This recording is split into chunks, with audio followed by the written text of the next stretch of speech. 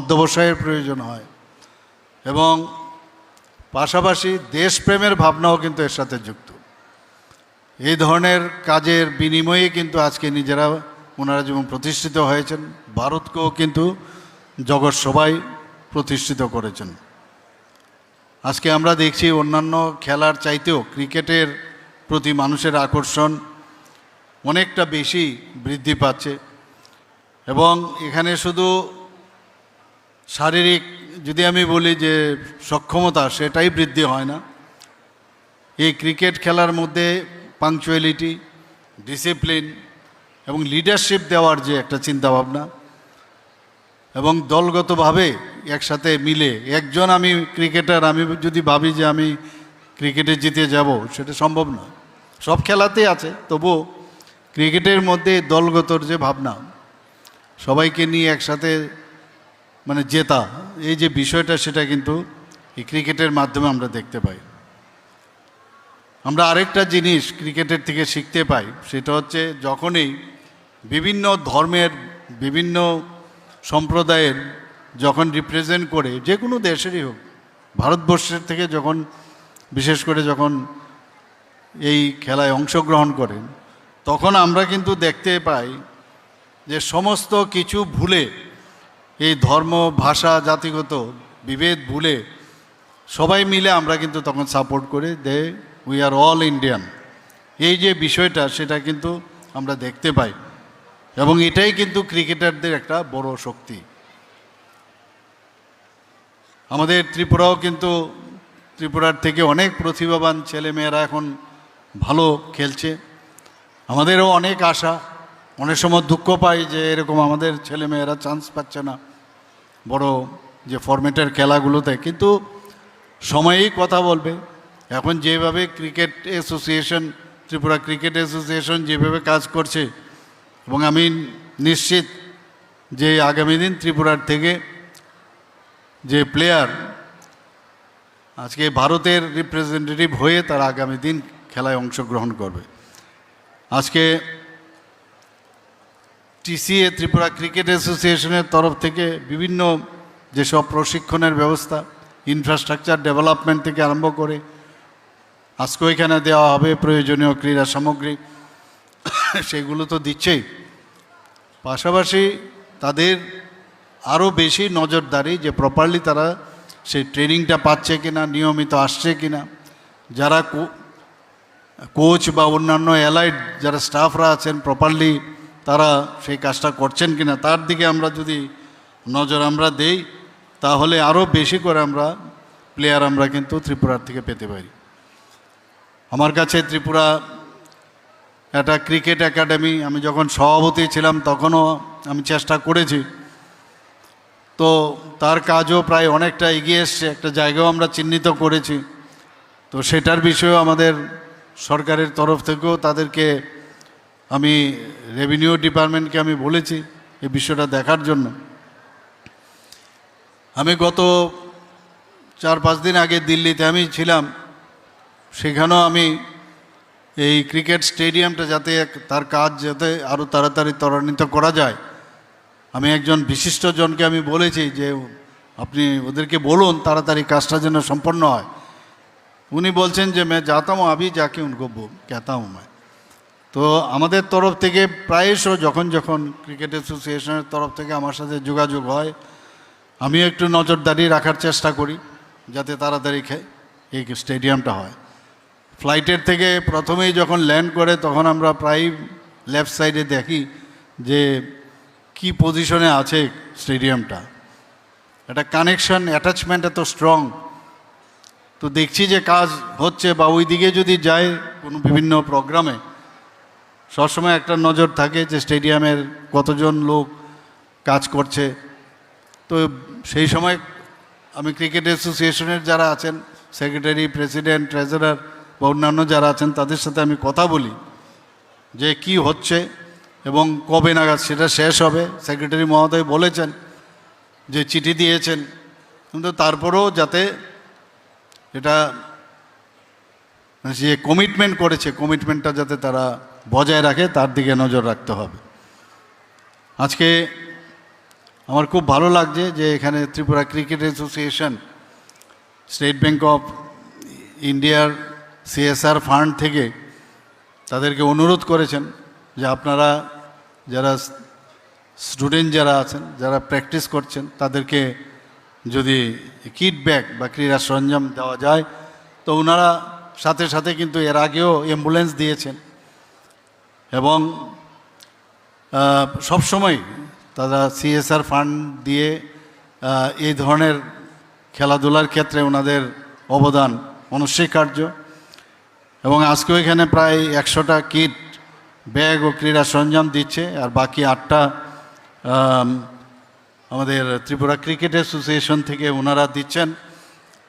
এবং এখানে একটা জিনিস, যে এই যে সরঞ্জামগুলো দিচ্ছে ওরা কিন্তু একদম স্ট্যান্ডার্ডাইজ যে সংস্থা স্পান্স পেরিলস গ্রিনল্যান্ডস এসজি সহজ শর্ট ফর্মে যাকে বলে, এই কোম্পানি মাধ্যমে সেটা দেওয়া হচ্ছে।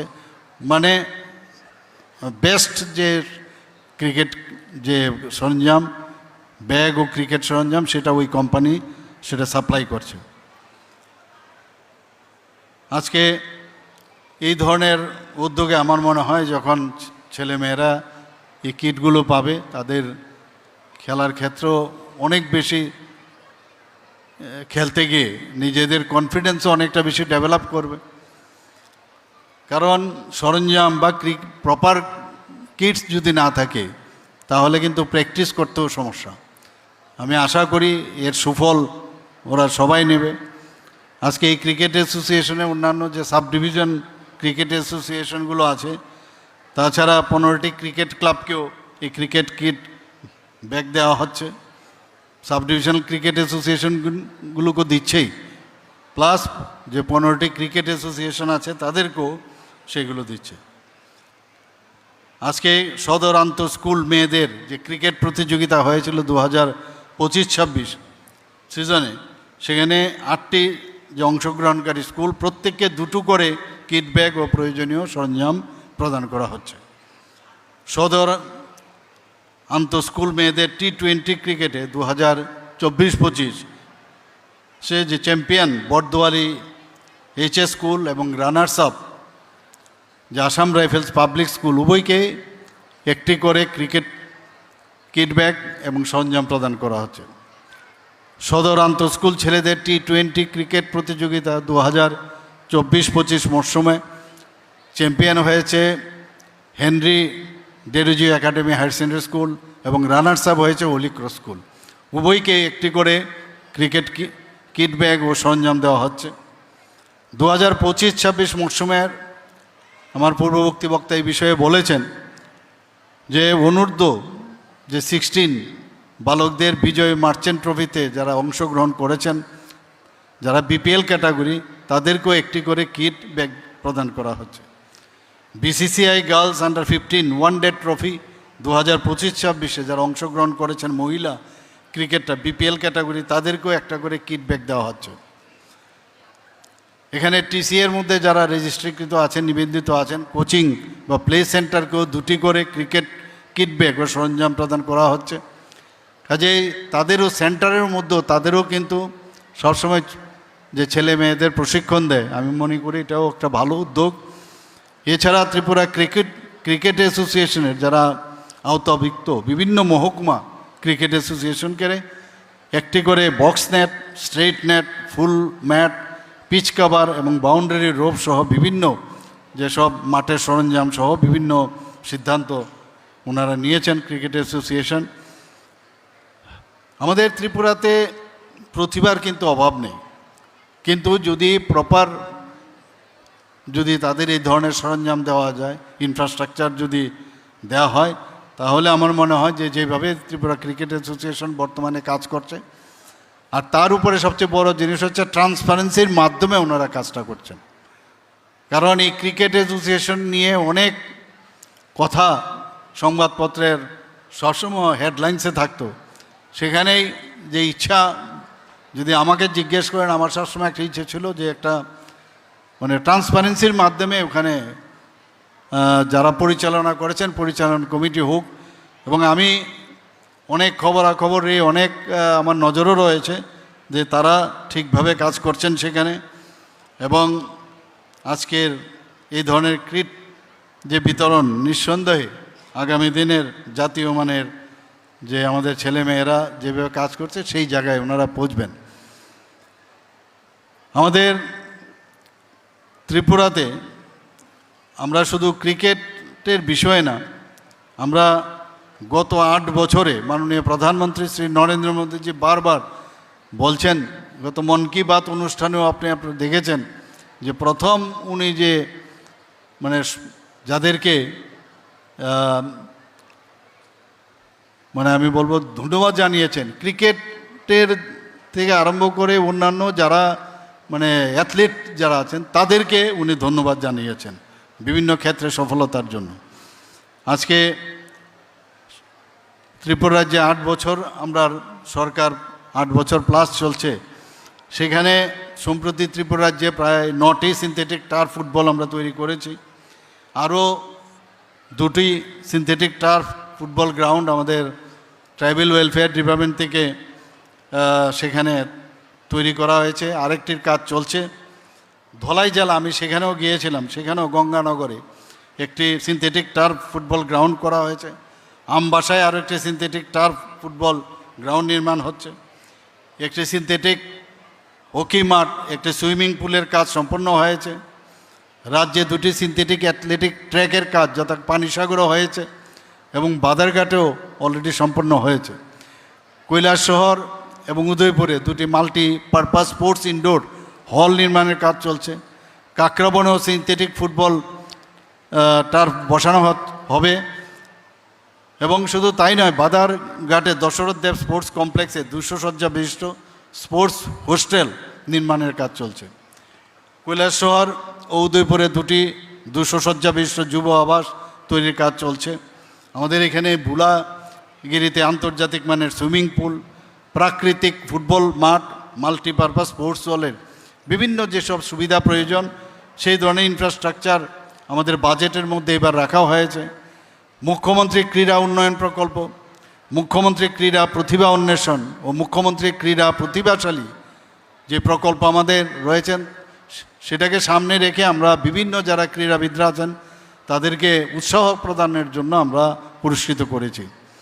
2026-27 অর্থ বছরে আমাদের যে যুব বিষয়ক ক্রীড়া দপ্তরের জন্য বেশ কিছু উদ্যোগ রাখা হয়েছে, যা আগামী দিনে ক্রীড়া যে ইনফ্রাস্ট্রাকচার আছে সেটাকে আরও বেশি করে প্রসারিত হবে। সেগুলো কি, আগরতলায় বাদারঘাটে প্রায় 30,000 দর্শক একসাথে যাতে সেখানের খেলা দেখতে পারে, সেই 30,000 দর্শক আসন বিশিষ্ট একটা গ্যালারি আমরা নির্মাণ করব। আগরতলা স্থিত নেতাজি সুভাষ আঞ্চলিক প্রশিক্ষণ কেন্দ্রে একটি স্পোর্টস হলের নির্মাণ আমরা করছি। সেখানে ব্লক, মহকুমা, জেলা ও রাজ্য স্তরে স্কুল ক্রীড়া প্রতিযোগিতা অনুষ্ঠিত হচ্ছে এবং সেখানে এই যে প্রতিযোগিতা হচ্ছে তার মধ্যে যারা ট্যালেন্ট যারা আছেন তাদের ট্যালেন্ট সার্চ করা একটা প্রকল্প রাখা হয়েছে। এইভাবে একের পর এক আমরা চাইছি, কারণ আমরা জানি যে healthy mind resides in healthy body. যদি আমাদের আগামীর যারা প্রজন্ম আছে তারা যদি সুস্থ দেহ থাকে তাহলে সুস্থ মাইন্ডও থাকবে।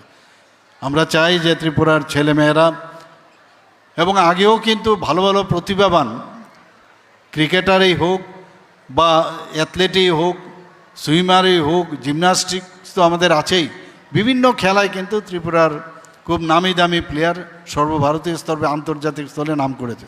আমরা চাই যে আমাদের যে বিভিন্ন যেসব আমাদের ইভেন্টস আছে সবকটাতে আমাদের ছেলেমেয়েরা নাম করুক এবং আমরাও ত্রিপুরা সরকারও চাইছি প্লেয়ারদের জন্য কি আমরা সুযোগ সুবিধা আমরা আরও বাড়াতে পারি। মাননীয় প্রধানমন্ত্রীজির যে ইচ্ছা সেটা আমরা পূরণ করব এবং বিকশিত ভারত 2047-এ যে হতে যাচ্ছে সেই 2047-এ বিকশিত ত্রিপুরার করার লক্ষ্যেও আমরা কাজ করছি। এখানে আবারও আমি আমাদের স্টেট ব্যাঙ্ক অফ ইন্ডিয়া এবং ত্রিপুরা ক্রিকেট অ্যাসোসিয়েশনকে আমি ধন্যবাদ দেব এই ধরনের একটা আয়োজন এখানে রাখার জন্য। সবাইকে অসংখ্য ধন্যবাদ। নমস্কার, জয় হিন্দ, ভারত মাতা কি জয়।